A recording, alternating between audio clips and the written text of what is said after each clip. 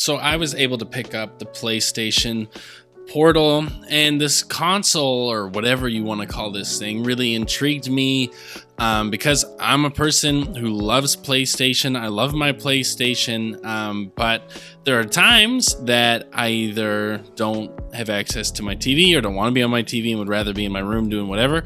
And so having the idea of almost like a Switch, but I could play my PlayStation games on, was really attractive to me. I initially didn't get one because of some of the reviews I saw talking about lag, saying it wasn't that great, that it was really disappointing. So I held off.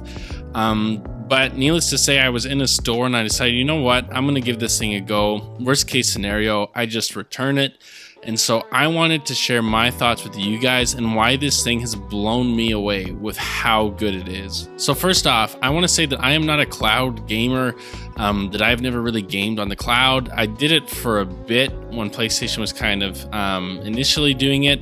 Didn't really love it. I usually like having my games downloaded on my device, not having to worry about lag, not having to worry about connection issues, and that's just me. And so getting a device that was essentially a cloud machine with a PlayStation 5 controller attached to it wasn't that appealing and made me nervous. It was, again, one of the reasons why I held off from getting it. But I thought, you know what, I can try it and see, and if it's pretty seamless, what is there to complain about? And so I can say that in playing this, and I have decent internet, like I've got fiber optic. I don't have the most expensive internet. I have the cheapest option for where I live.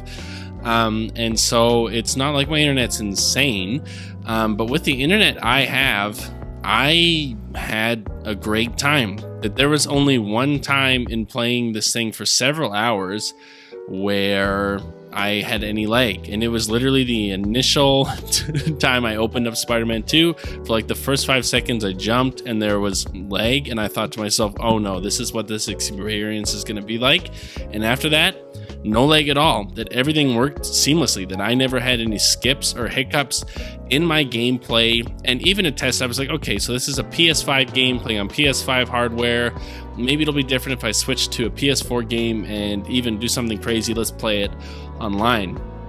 And so I did, and I picked a shooter because you usually need to have decent connection to make sure that you don't die all the time, and it worked. I noticed a little bit of frames dropping more, but I was able to play relatively easy, that it wasn't such a latency that I was, getting like shooting and then missing or just getting obliterated, that it was actually just like mildly inconvenient but fully playable. And I played several rounds of The Last of Us Factions on that thing, and it worked really great. And I was surprised because it worked flawlessly for Spider-Man 2 when I was playing that, and then for The Last of Us Remaster when I was playing Factions, it worked really well, that I didn't have really any issues. And so if you have been afraid of getting this thing because you've heard the rumors of whatever,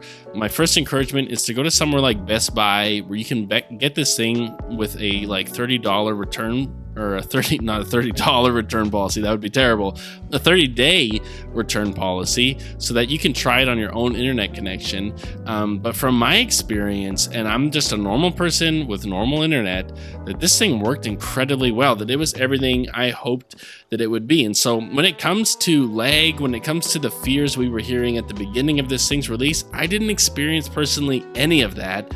And actually, this has turned into one of my favorite ways to play my PS5. But then in addition to that, I want to look at the hardware.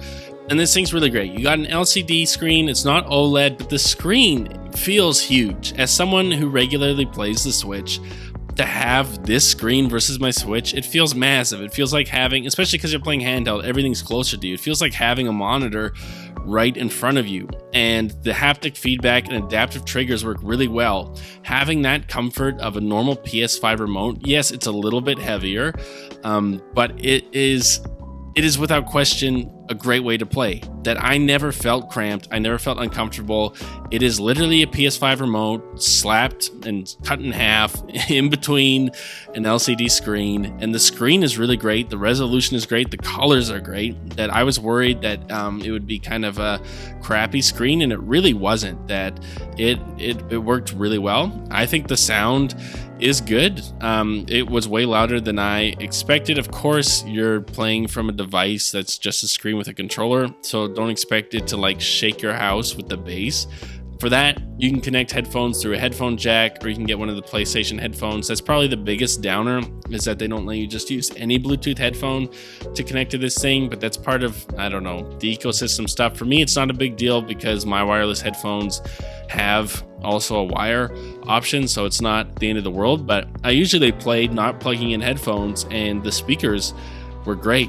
And the way that they're able to do the touchpad is mildly inconvenient, that for me to like just like what you would do, just push the button to open something, you have to double tap. It takes a little bit for you to get used to it, but once you get used to it, you're used to it. And then of course it's the touch screen to do any touch features that you would have to do, like for say in The Last of Us Part 2 Remastered, you want to play the guitar, that's how you would do, is you would just kind of strum on the screen because it's a touch screen. That overall, the hardware for this thing is incredible. And to me, for them to be selling this for like just $200 is pretty ridiculous. That PlayStation could be charging a lot more for this thing and people would still pick it up. I think they could have charged around probably $250, $300 and people would have still picked it up. And the fact that they didn't, and the hardware is actually this well put together. I mean, there's no bones to it. It's just a streaming machine. So like, it's not like there's tons of money being put into it, but still it's like double the price of a DualSense 5 controller, and you've got a screen and you can play via cloud, and the streaming from my experience was seamless, and it's a great experience that I actually really enjoyed playing on this thing. My hands didn't get cramped. The only thing that's changed on the remote is losing that touchpad, having it be on the screen, and then the joy sticks are just a little bit tinier, but I didn't notice it other than visually looking at it. That this overall is a really, really great system, and I want to encourage you guys, like if you've been sitting on the fence, go pick this thing up. I think it's worth the money. And again, go somewhere like a Best Buy or somewhere like that where you know that you've got a 30-day return policy. You can bring it to your house, you can play it, you can experience it for yourself. And if you have lag, which I had zero, other than the first time I booted it up, I had none in hours of gameplay. And so if you don't have any lag, you can be like, sweet, I'm going to keep this thing. If you experience it and it's unplayable, you're like, oh, I can go return it and just get my money back. That I don't see a downside to this thing at all. That is a really cool thing for PlayStation to release. It's a really innovative idea. As someone who grew up with the PSP, I loved it. It's called the PlayStation Portal, and it's like a little wink at that era. But I think that PlayStation has put together a really great little system that is something that I think a lot of people want. And so if you heard the early reviews and were sitting on the fence, I highly encourage you to pick it up. I'm going to be playing this thing some more, and I really genuinely enjoy it, which I'm surprised by. But I want to know what you guys think. So head down in the comment section down below. Let me know your thoughts. Have you been able to pick up the PlayStation Portal? Were you able to play it and enjoy your experience? Or maybe did you have a bad experience? Or are you someone who's been holding off and maybe you're thinking of going and picking it up? Let me know in the comment section down below. Like, comment, subscribe, all that junk, and I will see you guys in the next one.